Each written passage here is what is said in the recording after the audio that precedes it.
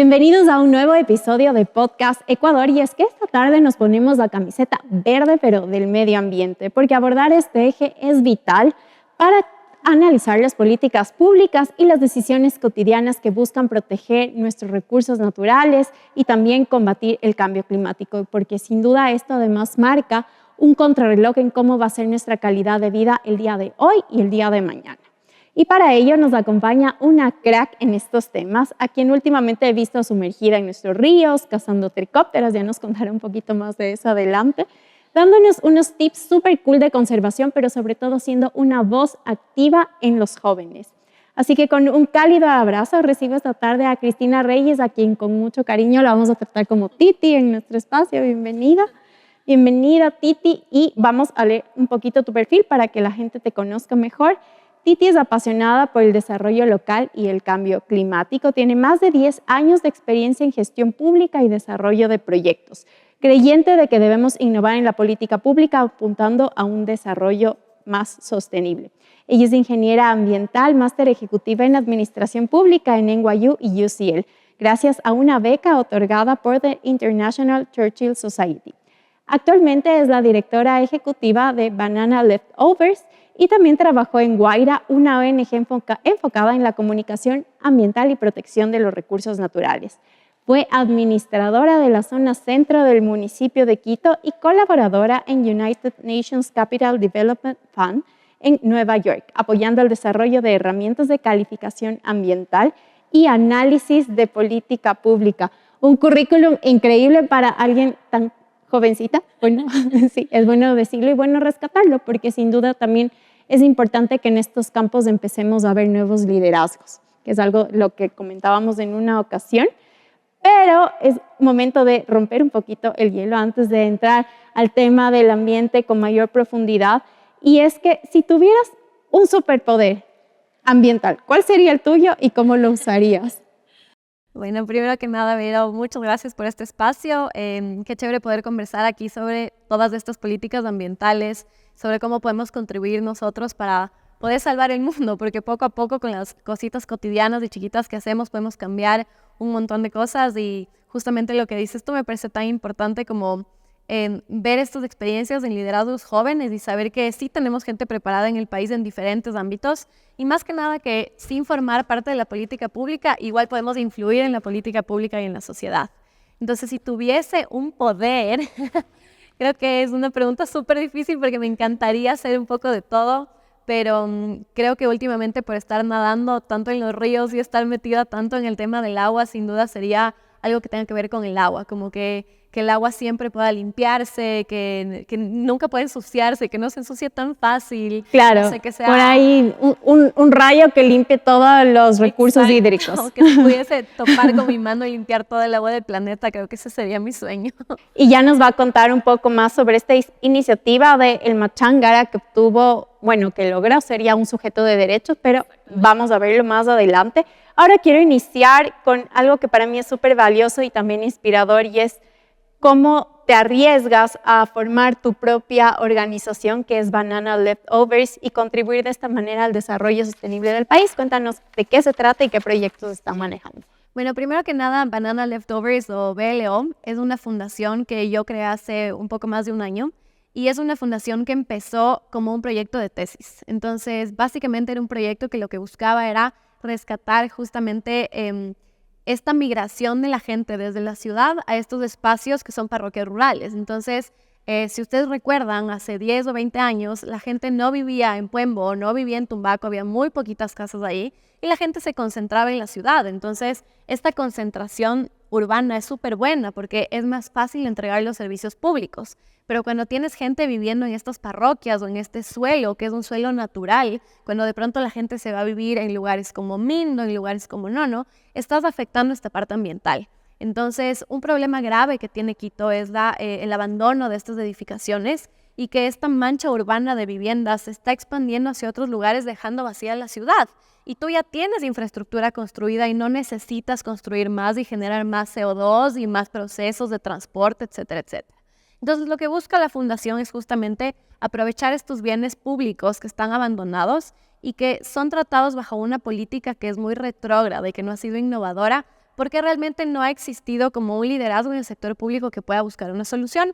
Entonces, a través de la fundación, lo que nosotros hacemos es trabajar con estos bienes públicos para, a través de procesos sostenibles, insertar arte, cultura, gastronomía, temas ambientales, sociales, etcétera, de una manera financieramente sostenible. Porque algo que le pasa mucho al sector público es que financieramente no se puede sostener. Muchos proyectos se caen por eso. Entonces, el esquema de la fundación lo que busca es recuperar estos espacios, generar espacios de vivienda, espacios sociales, etcétera, y que sigan siendo sostenibles en el tiempo a través de inversiones y recuperaciones de estos bienes. Exacto, sin que afecte el cambio de administraciones, que pueda darse continuidad, pero sobre todo siendo colaboradores en el sentido de ahorrarle recursos también a la institución pública per se, porque ahí está el problema. Como no existen estos recursos normalmente, son bienes abandonados, que además tampoco aportan al ornamento de la ciudad. Entonces, a mí me parece que es súper valioso generar este tipo de procesos integrales además. Y ahora me gustaría que hablemos un poco más sobre cómo fue volver al río Machángara un sujeto de derechos, quiénes participaron en este proceso y cómo esto contribuye a nuestra ciudad. Bueno, yo creo que el tema del río Machángara es algo que a mí me ha despertado un amor más profundo por el agua del que tenía antes, porque ha sido un trabajo increíble realizado con un montón de organizaciones sociales y con personas netamente interesadas en ser partícipes de este proceso. Entonces, el tema del río Machángara en realidad nació por una conexión súper espontánea con Ramiro Ávila, que hicimos al revisar muchos proyectos que yo tenía en Guaira y muchos temas de sentencias que se relacionaban al tema de Guaira. Y empezamos a conversar mucho acerca de lo potente y lo importante que es la política pública en esta toma de decisiones. Entonces, hace mucho tiempo, hace algunos años, empezaron con algunas sentencias, justamente Ramiro, y el rato en el que tenían que entregarse o desarrollarse estas sentencias en el sector público, siempre había peros. Entonces, no hay cómo porque esto no es así, o no hay cómo porque esto se demora, o solamente no es posible. Entonces, trabajar de la mano de toda esta gente con la experiencia del sector público fue muy importante, porque el municipio de Quito sí puede hacer muchísimas cosas por recuperar el río Machángara. Entonces, tener esta expertise y este conocimiento de cuáles son los mecanismos que pueden llegar a atravesar el proceso del río Machángara para que tú tengas un río limpio fue clave dentro de la audiencia que tuvimos, de todo este juicio que tuvimos, y justamente logramos que el río Machángara sea reconocido como un sujeto de derechos. ¿Y esto implica que desde el municipio de Quito ya se eroguen recursos para el tratamiento de las aguas del río? ¿O qué establece la sentencia como tal? Esto es súper importante porque esto es como mitos y verdades de la sentencia del río Machángara. Entonces, el primer mito es que el municipio de Quito se va a quedar pobre debido a la sentencia del río Machángara. Esto es un mito. ¿Por qué? Porque la sentencia en ninguna parte establece que el municipio tiene que gastar ese $500 millones del día de hoy o hasta terminar el año. Nada que ver. La sentencia lo que le dice al municipio es que, aparte de estas otras actividades que está haciendo, ejecute un plan específico para el río Machángara, ¿ya? Y que este sea un plan específicamente para este río porque 2 días antes de la sentencia el municipio presentó un planzote de descontaminación de ríos, bueno, que ni siquiera lo presentó muy bien, fue una presentación en TikTok. Entonces, esto es lo que dice la sentencia, que se debe limpiar el río, que se deben mejorar y fortalecer muchísimas estrategias financieras y mecanismos que ya tiene el municipio. Sin reparo de que, por ejemplo, cooperantes internacionales puedan sumarse a esta causa y apoyar también, que me parece algo súper valioso, y creo que también ahí es el rol de la sociedad civil, de cómo se une al sector público para aportar en esto. Y también habla, por ejemplo, de campañas educativas, o sea, de enseñarle a la gente qué es el río, dónde está el río, por qué el río está contaminado, qué es lo que no tienes que botar. El río no es un basurero. Entonces hay muchas actividades que puede empezar a hacer el municipio de Quito y que claramente tiene que empezarlas a hacer en un río significativo para la ciudad, porque pueden existir muchos planes de descontaminación. Si tú revisas todos los planes que ha tenido el municipio de Quito, hay más de 5 planes de descontaminación de ríos que empezaron en el 2005. Y el problema es que seguimos haciendo planes, pero no vemos ninguna diferencia. Entonces, hay acciones muy sencillas como, por ejemplo, fortalecer los controles de la Agencia Metropolitana de Control, que hace al año 11 controles en temas ambientales. Entonces, evidentemente hay muchos otros mecanismos que el municipio puede empezar a implementar que van a favorecer la situación del río. Y sobre ello te iba a preguntar, ¿cuál sientes que es el estado de la educación y conciencia ambiental en Ecuador y cómo se está fomentando, cómo se puede fomentar más bien la participación ciudadana en la conservación ambiental? Bueno, yo creo que es clave que desde organismos como el municipio y el gobierno nacional se fortalezca la comunicación ambiental. Existen muchísimos organismos y personas que la fomentan, que trabajan en comunicación ambiental, pero sí creo que hay una abismal desconexión entre lo que hace el gobierno local y el gobierno central y lo que realmente debería funcionar en la comunicación ambiental. Entonces, el otro día me hicieron una pregunta parecida y yo les contestaba ¿cómo un municipio que apela a una sentencia para recuperar el río Machángara puede enseñarte de cómo cuidar el río? Entonces, se tiene que dar el ejemplo desde dentro, desde casa. Entonces, el ejemplo se tiene que dar desde casa y esa es la idea, que los mismos municipios a través de sus acciones sean los primeros en enseñarle a la comunidad cómo se deben cuidar estos recursos como el río Machángara. Y en la cotidianidad, ¿cómo podemos ser ciudadanos activos que cuidamos del medio ambiente? Desde una acción súper sencilla. Yo creo que esta es una pregunta clave porque en el tema ambiental no es necesario que dejes de vivir absolutamente como vives ahora, pero hay muchas cosas que puedes ir cambiando, como por ejemplo tus hábitos de consumo, cuánta agua te gastas en la mañana cuando estás bañándote. Tal vez son cosas que te enseñaban de chiquito y que piensas que no son tan importantes, pero claro que son importantes cuando sabes que el recurso hídrico que llega a la ciudad podría haberse terminado si es que no, o podría estar a la mitad si es que no se hubiese construido Chalpi Grande Papayacta. Entonces, estas pequeñas cositas son muy importantes. Yo creo que mi favorito y el que más me gusta es tratar de consumir cosas locales. Hay muchas organizaciones, negocios pequeños que venden productos que hacen ellos en sus hogares y que no tienen tanto impacto como producciones mucho más grandes. Y son pequeñas cosas que puedes empezar a hacer y que sí marcan la diferencia. Entonces, no necesitas dejar de vivir como vives, pero hacer estos pequeños cambios, sobre todo involucrarte y conocer y ser parte de cómo cambia la política pública, creo que es clave. 100% y ahí coincido y eso es el rol que corresponde a los procesos de participación ciudadana también, no solo el poder ser personas propositivas, proactivas, pero que también tomemos acción y nos involucremos. Ahora, sobre ello, el gobierno central y los gobiernos locales tienen un factor fundamental que es de implementar políticas públicas y acciones que realmente apunten hacia una conservación ambiental responsable. ¿Qué retos y logros consideras que hemos tenido en los últimos años? A ver, yo creo que aquí se me viene a la mente una frase que me dijo un buen amigo hace muchos años y que me decía, a ver, el alcalde es como el plomero de la ciudad, ¿ya? Entonces, el alcalde o la autoridad en este sentido tiene que tener bien las calles, tener bien los parques, ver que el agua se entregue, que la basura se recoja, etc. Eso no es un favor, ese es tu trabajo. Entonces, una vez que tú termines de hacer eso, todo lo que esté encima es lo que va positivamente a temas ambientales. Y eso es lo que tenemos que empezar a innovar. O sea, el hecho de, por ejemplo, separar basura entre orgánico e inorgánico no es innovador, es algo que ya deberíamos de estar haciendo. O sea, más bien estamos atrasados en esa política.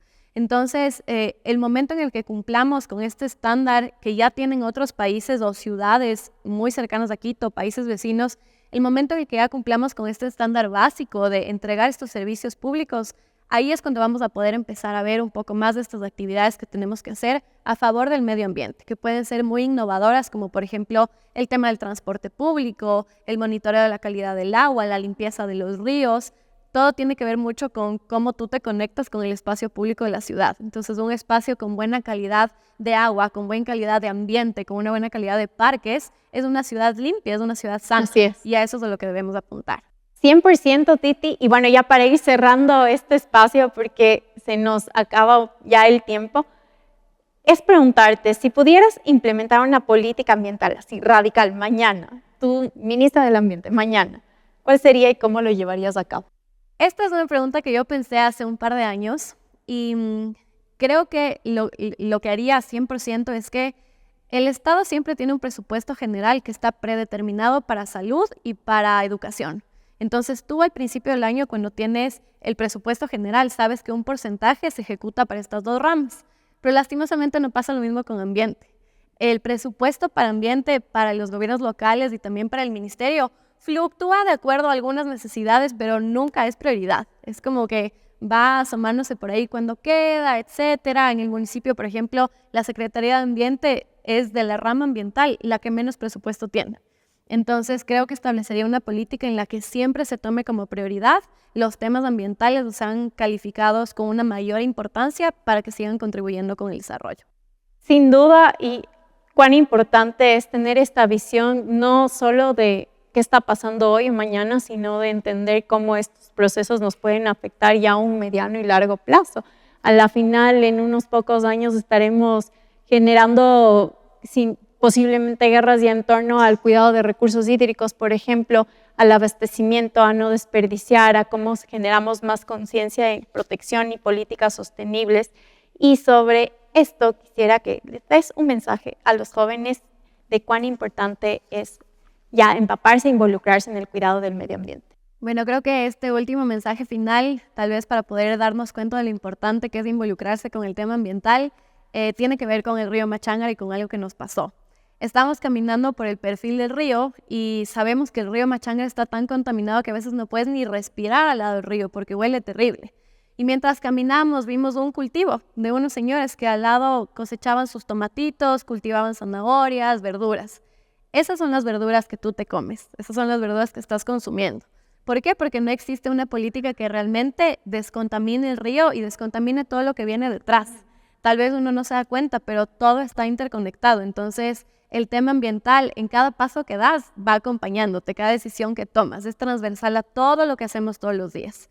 Entonces, les invito a empaparse de toda la información posible, a ser curiosos, a investigar, estar siempre presentes en estas discusiones y en este cambio en la política pública para que pueda mejorar y para que las futuras generaciones puedan seguir disfrutando de los lujos que nosotros tenemos hoy, como por ejemplo tener agua potable, tener aire limpio, tener transporte, etc. Ahora, para ya despedirnos de nuestro podcast, quiero pedirle a Titi que nos diga en qué redes sociales podemos sumarnos a Banana Leftovers o enterarnos más. Pueden sumarse a Banana Leftovers y también si es que quieren saber de temas ambientales un poco más específicos, pueden sumarse a Detectives Ambientales en TikTok. Es una red en donde revisamos muchísimos temas de curiosidades, nos pueden sugerir de qué quieren que hablemos y ahí estamos siempre para resolver sus dudas de detectives ambientales. Increíble, Titi, gracias por acompañarnos y no se olviden a todos de ver este episodio en nuestro canal de YouTube como CAS Ecuador y también en nuestra cuenta de Spotify. Que estén muy bien.